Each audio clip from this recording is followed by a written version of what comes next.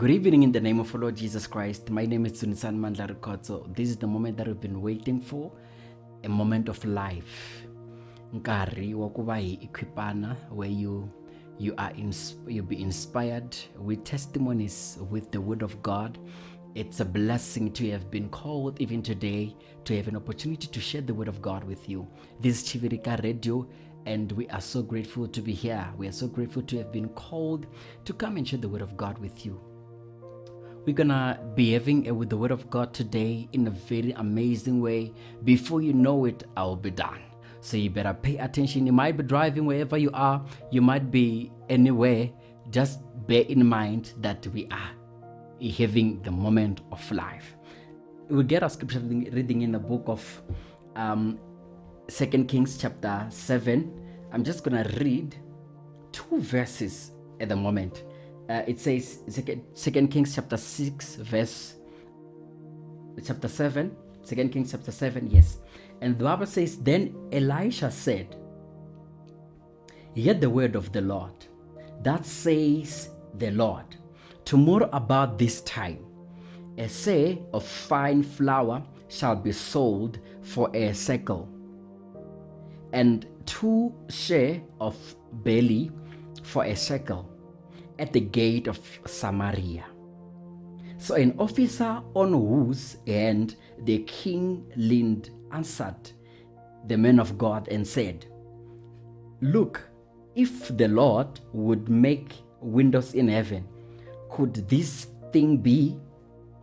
And he said, in fact, you shall see it with your eyes, but you shall not eat of it. Let us pray. Father, we thank you, bless you. There is no one like you, Lord. We are so grateful to have been called to come and share the word of God with these beautiful people. Speak, Lord, your word is alive, active, sharper than any two-edged sword. Speak, give us a revival right now in Jesus' mighty name. Amen. We read the wonderful story in the book of 2 Kings, chapter 7, verse 1 and 2. It's a long story of which I will summarize. I won't be reading throughout the verses.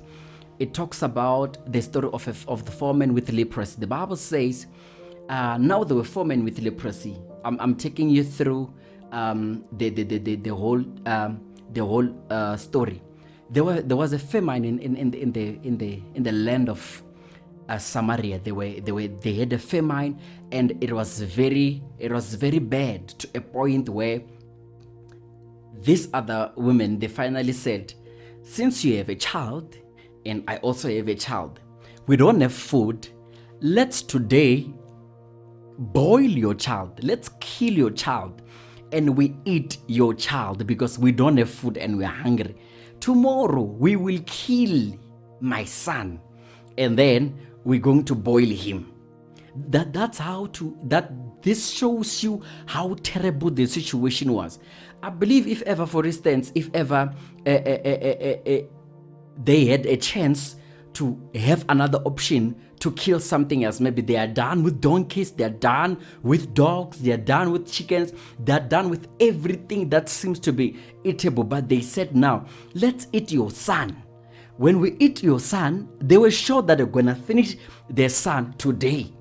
Let's eat your son, let's kill your son and eat him today. Tomorrow we're gonna kill my son, and then we eat. And then the Bible says they killed someone's child. This woman, they killed this other child, and then they boiled him and they ate him.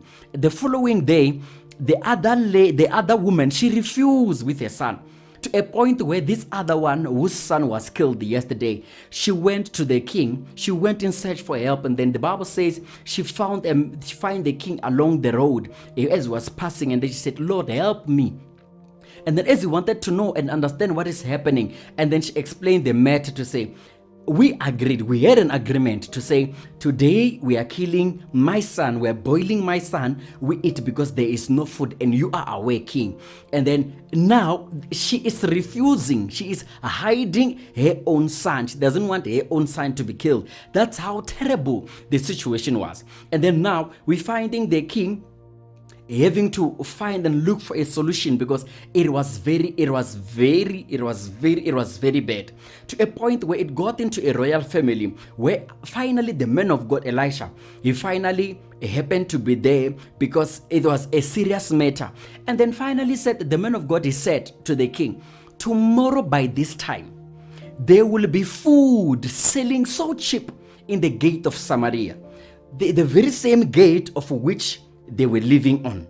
The Bible says, he said, tomorrow by this time, I don't know what time it was, but he said, tomorrow by this time, there will be food selling in a very small amount by this time tomorrow. And then the man, the right-hand man of the king, he said, even if God can open the windows of heaven, this will never happen. That's what he was trying to say. It will never happen. Come rain or come storm, it will never happen. And then the man of God, he said to him, where we read, he said, you shall see it with your eyes, but you shall not eat of it. And then now the Bible says, when we go down, verse 3, it says, now they were foremen with leprosy, sitting at the entrance of the gate. Which gate? The Samaritan gate, where they were taken outside of the gate because they had leprosy.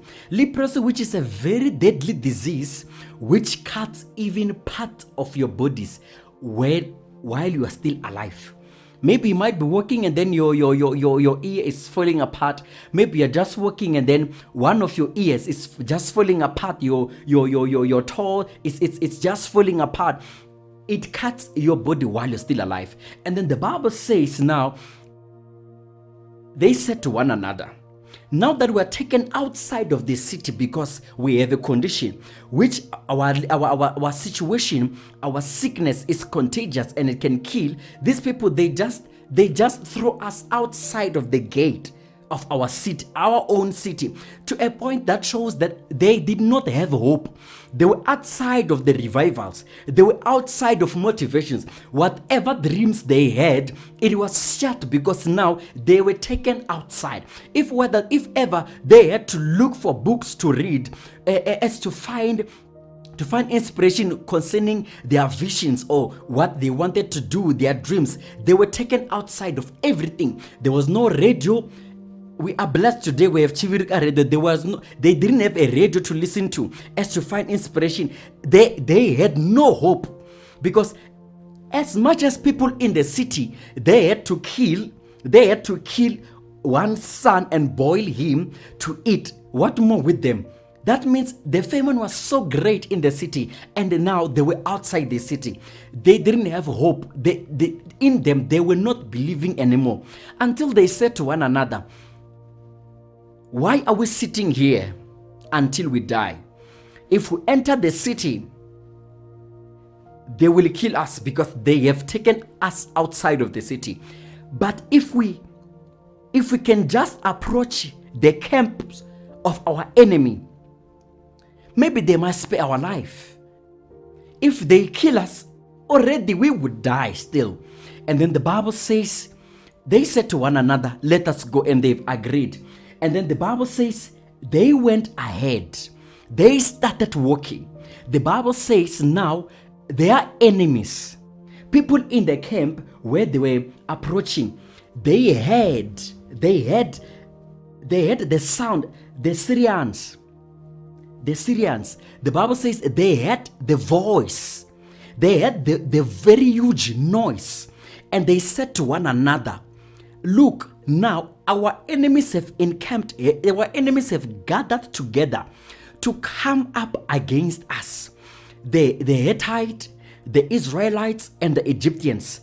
The Bible says they had the sounds of the chariots and the horses coming towards them until they had to flee for themselves. For the Bible says, for God has caused the steps of the weak man. The Lord has caused the steps of these 4 men who were weak, these 4 men who were hungry, these 4 men who were sick, they were ill to death. But the Bible says, for God caused their steps to sound like a huge chariot, to sound like a very huge army where their enemies had to flee. The Bible says when they arrived in the camps of their enemies, the Bible says they found that the enemies have ran away. The enemies are no more. They were confused. They didn't know what was happening. And then the Bible says when they searched, they found that, okay, their swords are here. Maybe if ever they were thinking they were going to hide to kill them, their swords were there. There were horses that were there. Their food, their camps were even open. Their gates were even open. Gates of all the tents were even open because they were running for their lives. So now the Bible says they went from one camp to another, one tent to another. And then the Bible says they ate and they drink.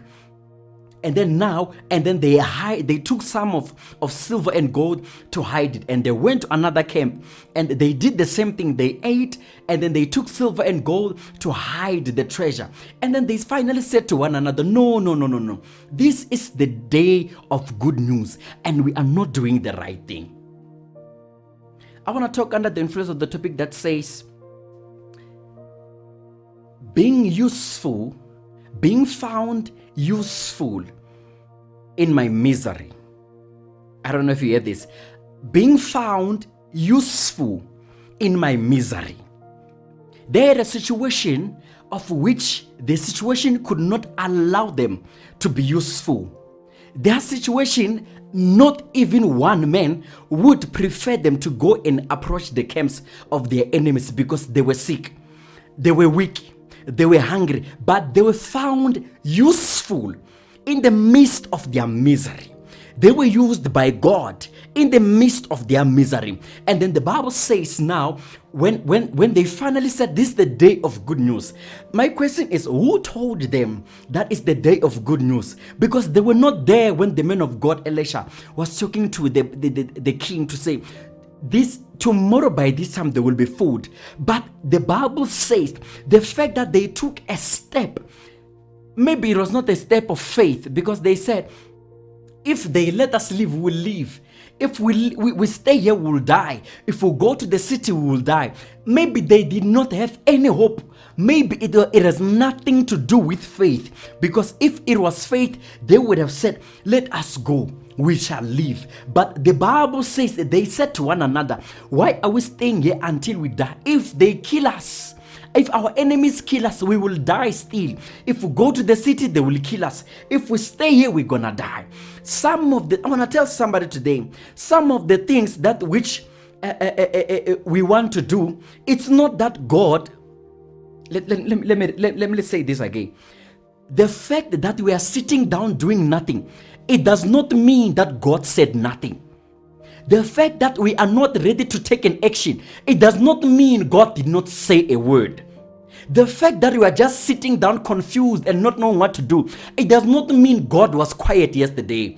The fact that we are sitting here and we are just being confused because of what is happening around us, it does not mean God was silent from the beginning. The fact that it seems like there's no hope today, it does not mean that God did not name this day a good news. A day of good news. The fact that we see no sign of victory today, it does not mean that God did not say anything about today. These 4 men with leprosy, they took a step to say, let us go and approach the camps of our enemy. If they let us leave, we will leave. Little did they know that it was God's doings. Let me tell you something. These 4 men with leprosy, they didn't know that it was working for their good. Though I don't know what happened with them. Maybe they were healed after eating the food or not. But some situations that are happening, the misfortune that we think we see, it does not silence God. It does not mean God said nothing about today. The fact that today there is no solution, when we look at it, it does not mean that God did not speak a word concerning today. I want to let somebody know today that in your misery, In your misery, you can be useful. In your misery, in that situation that seems hopeless, in that situation that seems like you are not capable, in that situation where when you look at yourself in the mirror, you can see that I will never be the right candidate. It does not mean that God did not say anything about your situation. God had to use this 4 men with leprosy to help the whole city to have food. The Bible says now, after they've hidden after they've hidden every treasure, the Bible says they went back into the city, the very city that rejected them, and they sat by the gate. They spoke with them and they said, there is food by the camps of our enemies. There is food, and that the gatekeepers had to go and deliver the message, because these 4 men were not allowed to enter the city. They had to deliver the message to the king household. And then finally now the Bible says the king, he had to send some people, because there was a talk that was going around to say, maybe if ever you think the enemies are no longer there at the moment, maybe the enemies, they just want us to leave the country so that they may enter. The Bible says he had to send some people to go and spy out the camps of the enemies. And then when they arrived there, they found that it was true. Even their weapons were scattered to show that they have left. They were running for their lives.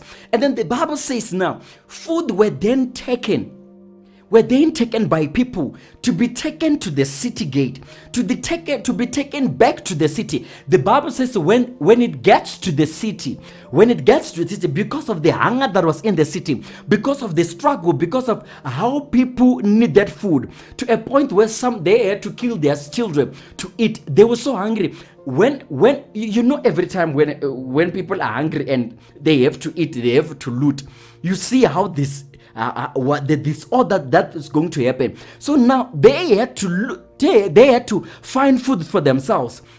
The message ran around the city, and then now when food was entering the city, the man who was at the right hand side of the king, the Bible says, as he was told by the king to say, go and be the leader, the director, to make sure that this food, it enters the city the right way, go and bring order. The Bible says people, because they were hungry, they trampled, they stepped on him until he died. As the man of God said today, to say, you shall see the food. He saw the food, but you shall not eat of it. He did not eat of it. I want to let somebody know today that it doesn't matter how your situation is looking. It doesn't matter how bad your situation you think it's looking. The fact that you're going through a lot, it does not mean that God did not say anything about your day. The fact that the situation of your child, it's not so good, it does not mean that God did not say anything about that situation. The fact that you don't have anything to eat, it does not mean that God did not say anything about your situation. The fact that you don't know what to see, how you're going to pay your bills, it does not mean that God did not speak a word concerning your situation. I want to let somebody know today that the world is waiting and longing for the manifestation of the sons of God. The word of God says, trust in the Lord. In the book of Proverbs chapter 3 verse 6, trust in the Lord with all of your heart and do not lean in your own understanding. In all your ways, trust him in all your ways, and he will show you which path to take. Meaning, even if you don't understand, you don't need to understand what God is doing, but you need to trust him. If you were to understand what God is doing, it will never be called faith, because you will be knowing. God, he would not let us know everything, because if ever we know everything, there is no hope for us to rely on him. When he say, do not lean in on your own understanding, he have to hide some information so that we may seek his guidance. If we were to know everything, we would not seek God, because we would be knowing everything. You cannot worry about what to eat when you're loaded with food in your fridge. You just choose what to eat, because you don't need faith to know that there's food in your fridge when you know there's food in your fridge. But when you have nothing, that which can tell you what's going to happen tomorrow. It requires you to lean on the Lord. These 4 men with leprosy, in their misfortune, God saw them useful. In their misfortune, God saw them useful. Even the donkey which was tied up in the city, the Bible says, Jesus, he said, go in the city one day, and then you will find a donkey which is tied up. Go and take and untie it, and then when they ask you where you're taking it to, just say the master needs it. Let me tell you something. There is a spoken word over your life. There is a spoken word over your life. God is waiting for somebody to take a step of faith, even when you don't have faith, when you run out of option. Maybe that's the day of good news, that which God has prophesied. If ever you had strength, maybe we would say there is no need for you to lift up your eyes, to lift up your hands, to say, I need help, because you have strength enough. But this woman, she went to the king to say, King, help me, because the situation was beyond her strength. Even with Christ, when the situations that are going through, they are beyond our strength, it takes us back to trust on him even more. Let me tell you something. This woman with leprosy, the Bible did not say anything about them having great faith. The Bible didn't say anything about them having faith. They were just walking, and God did not walk ahead of them. Just like the Israelites when they were crossing the Red Sea. The Bible did not say about God walking ahead of them with a cloud of fire and then with a cloud during the day. No. God wanted them to take a step. The Bible says he caused their own steps to sound like. So today it might happen that you are looking at that situation and you have no hope. You're looking at that situation, you don't know what to do. You're looking at that situation, you don't know what to do. Let me tell you something. Let me repeat this. I've said it last time. Some of the questions that we have will never be answered until we step in the position of which God wants us to be. Let me repeat that. Some of the questions that we have, some of the answers that we need, some of the questions that we need to be answered will never be answered until we step in the position of which will fulfill God's promise. Let me tell you something. In whatever that you do, if ever God is in it, there is no way he cannot provide. God, he trusted these 4 men, though he did not tell them that I trust you. These 4 men were never tipped. They did not get any tip to say, it has been prophesied that tomorrow there will be food. They were not there when the prophetic word was given. Maybe you were not there at church. You were not there at church to hear that today is the day of good news. But in your spirit, you know that there is something that you need to do. Let me tell you something. God is waiting for you to take a step of faith with the little faith that you left in your heart.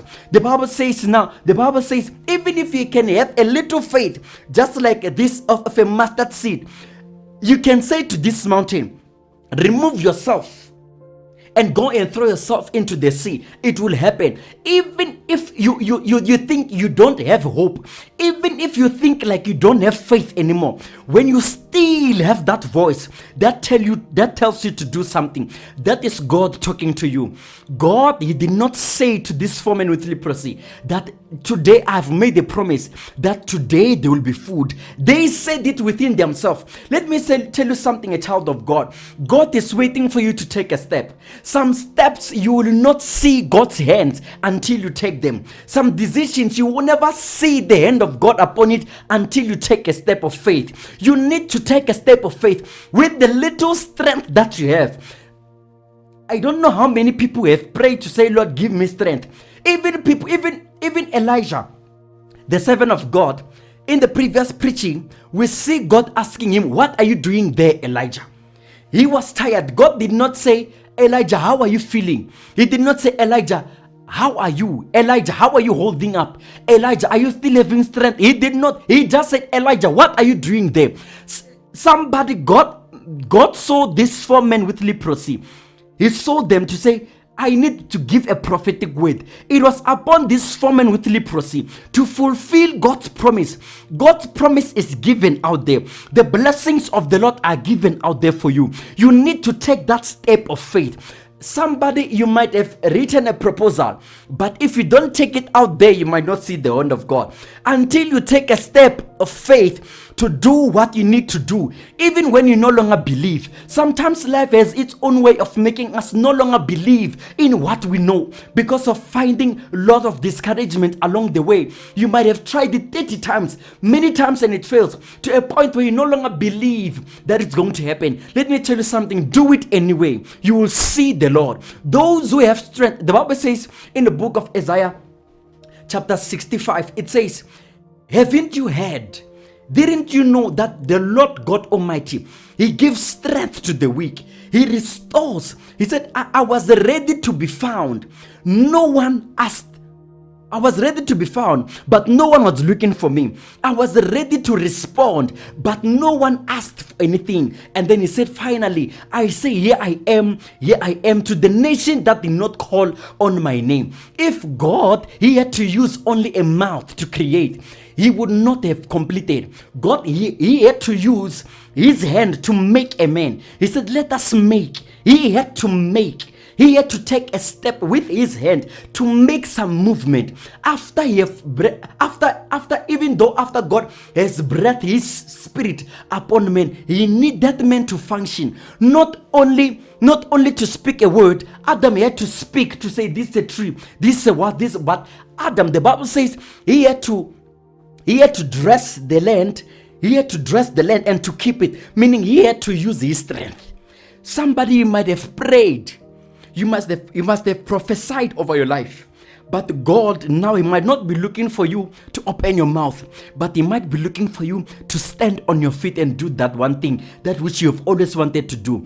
God is looking for you to take a step of faith. When you take a step of faith, God Almighty will cause your feet, He will cause your hands. He said, I will bless the work of your hands. But if your hands has nothing to be blessed on with, that means there is no blessing. That portion of blessing through your hands, you're not going to receive it. So it requires us as children of God to know that what God said, it will never be fulfilled until we take a step. It doesn't matter how many people have failed. When you take a step of faith, you shall see the salvation of the Lord. Let me tell you something as I conclude. This woman with leprosy, advices were not there. They did not hear the Lord. God did not tell them to say, listen now, in order for me to fulfill my promise, I need you to stand up. They did that from their choice. Let me say this. Unless the pain of change is greater than the pain, let's say this is the pain that you're feeling. If this is the pain that you're feeling, and then the pain of change is here, unless you will never change until the pain of change is greater than the pain that you're feeling. This is where we find people who can still take it, no matter how abusive maybe a relationship can be. If the pain that they're feeling is greater than the pain of change, they will never change. Some of them, they are being abused until death because they believe they can still take the abuse. They believe they can still take the pain. They believe they can still persevere. Unless the pain of change is greater than the pain that you're feeling, you will never see change. That is why these 4 men with leprosy, their pain of change, the pain of change was finally then greater than the pain that they were feeling. They couldn't take it anymore. Finally, this pain of change was then greater. That is why they did not need anybody to advise them. Somebody, you need to understand that in order for you to change, your pain of change must be greater than the pain that you're feeling. Then that's when you see God stepping in, because in your own strength you cannot do it. That's what the Bible says, come to me all you are weary and then carrying heavy burdens, and I will give you rest. These 4 men with leprosy, their steps were caused to sound like a great chariot. God is waiting for you. The world out there is waiting for you to manifest. The world out there is waiting for you to wash your face and never look down and look up to the sky. Look up to the mark of the high calling, and then you will see the salvation of God. In your misery, God still finds you useful. As we conclude this Chivirika Radio, God bless you. It doesn't matter where you are, where you're listening from, but God is able to do even things that which are impossible with men. If you can't take it anymore, it's God's office. And that means the pain of change is then greater than the pain that you're feeling. That's when God steps in. If you can't take it anymore, you are the right candidate, of which is God is looking for. God bless you wherever you are. Don't give up on what God has placed in your heart. And this is the day of good news. This can be the day of good news. If you don't postpone it again, if you do it today, this is the day of good news. Depending on what you do it right. Go out there and do it. The Lord is with you. God bless you. My name is Zunisan Mandla. I'm known as Mr. Longa. God bless you. This is Chivirika Radio, a moment of life. I believe that this message has found a good place, a good soil in your heart, and it will help you to take a step you have been postponing for a long time. Do it today. The Lord is with you. Shalom. Chivirika Radio.